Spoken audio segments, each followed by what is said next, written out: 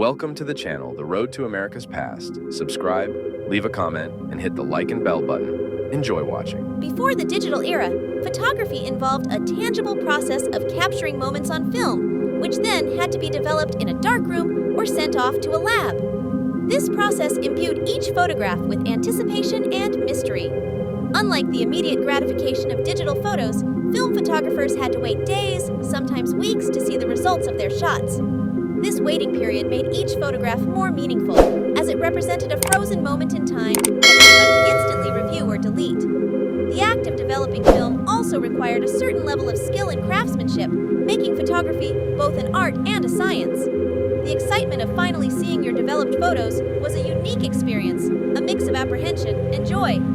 Each print held the potential for surprise, disappointment, or delight.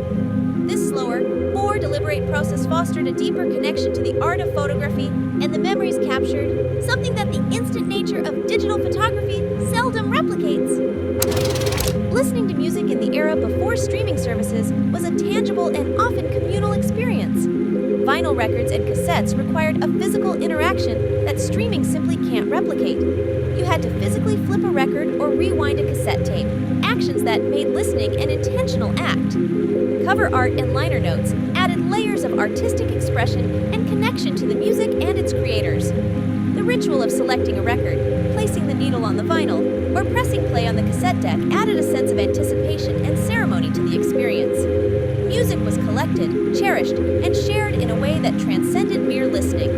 It was a time when music wasn't just background noise, but a focal point of leisure, a moment to be savored. This tactile relationship with music created deep, lasting connections to the soundtracks of our lives, something that the convenience of streaming, for all its vast selection and accessibility, struggles to emulate. In a world now dominated by smartphones, the memory of making calls from payphones seems like a relic from a bygone era. There was a time when finding a payphone was a part of our daily routine if we needed to reach someone while away from home. Carrying the correct change was essential, as these machines required coins to operate. People often kept a stash of coins specifically for phone calls, whether it was for emergencies or just to check in. This necessity fostered a sense of preparation and self-reliance, as one had to plan ahead and ensure they had the means to communicate. The act of using a payphone was more than just a means to an end. It was a public ritual. Standing in a booth or at a wall-mounted phone, dialing the number from memory or a worn piece of paper, and then speaking into the receiver often required a level of privacy and concentration that is lost in today's mobile conversations. Payphones were a lifeline in many situations, providing a connection in the most remote or unexpected places. As we've moved on to the convenience of mobile phones, the charm and challenge of using payphones have become a nostalgic memory, a reminder of how far technology has brought us in terms of communication. Before the rise of virtual games and social networks, playing games in street playgrounds and meeting friends outside was the norm. This form of play was not just about the games themselves, but also about the physical interaction and the development of social skills. Kids would learn to negotiate rules, resolve conflicts, and build friendships in the real world. The act of going outside to play was spontaneous, often driven by the simple desire to see who was around and ready to join in a game of tag, soccer, or hide and seek. This outdoor play was crucial for physical health, offering exercise and fresh air, but it also fostered a sense of community and belonging. The playgrounds and streets were arenas of imagination, where games could turn a simple patch of grass into an epic battlefield or a fantasy land. While today's digital play offers its own advantages, the unstructured face-to-face play of earlier times provided invaluable lessons and memories that shaped generations. Before the era of digital recording and streaming services, recording TV programs on videotapes was a common practice for those wanting to watch their favorite shows at a later time. Viewers used VCRs, video cassette recorders, to capture live broadcasts directly onto VHS tapes. This required a bit of planning and technical know-how, as you had to manually set the VCR to record at the right time and channel. There was a certain excitement in successfully recording a show or a movie, especially if it was a rare broadcast or something you had been eagerly waiting to watch. Watching these recordings felt rewarding, as it took effort and anticipation to enjoy them. This process also created a physical collection of favorite recordings that could be rewatched or shared with friends and family. While today's technology offers instant access to a vast array of content, the practice of recording on videotapes added a personal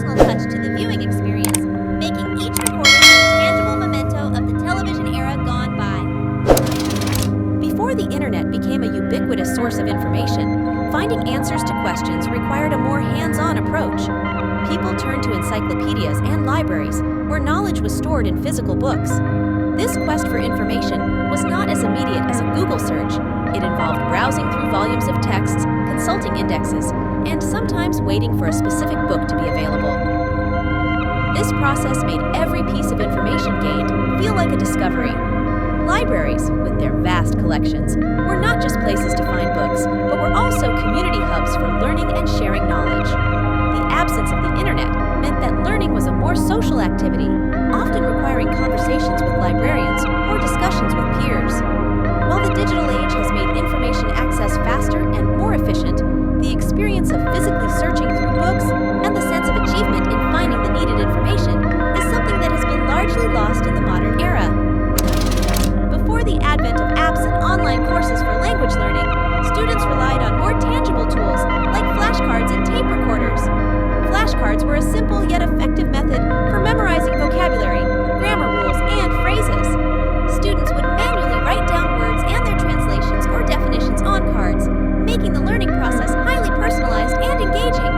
The act of writing itself helped to reinforce memory. Tape recorders, on the other hand, were used to listen to and practice pronunciation.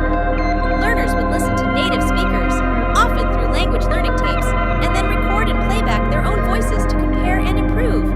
This method required a more active listening and speaking practice, encouraging learners to perfect their accent and intonation without immediate feedback from a teacher or software.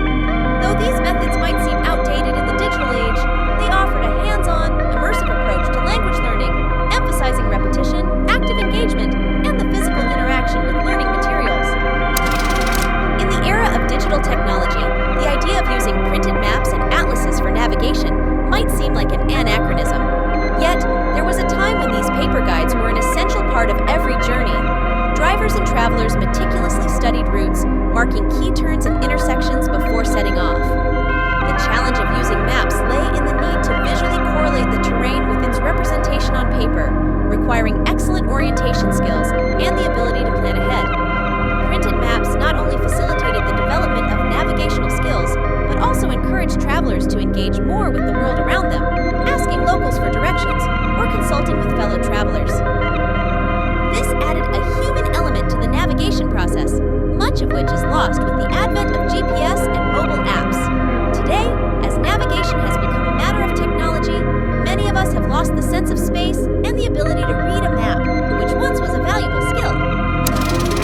Before the digital age, typewriters were the main tool for producing written documents.